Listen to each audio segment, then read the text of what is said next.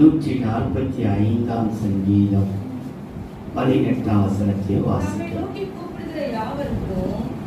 145 சங்கீதம் 18 வசனம். தம்மை நோக்கி கூப்பிடுகிற யாவருக்கும், உண்மையாய் தம்மை நோக்கி கூப்பிடுகிற யாவருக்கும் கர்த்தர் சமீபமாய் இருக்கிறார். தம்மை நோக்கி கூப்பிடுகிற யாவருக்கும் என்று சொல்லிட்டு அடுத்த வார்த்தை வருகிறது, உண்மையா தம்மை நோக்கி யாவருக்கும்.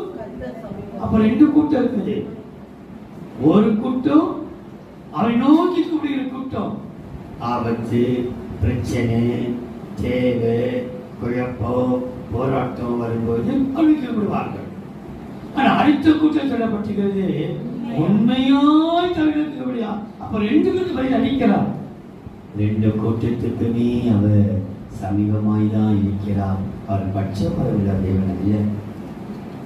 அவரை நோக்கி கூப்பிடும் பொழுது அவர் கொடுக்கிறார்.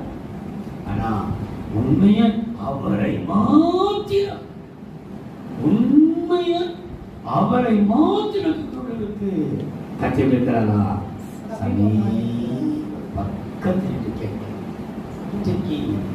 என்னை நோக்கி கூப்பிடு. எந்த சூழ்நிலை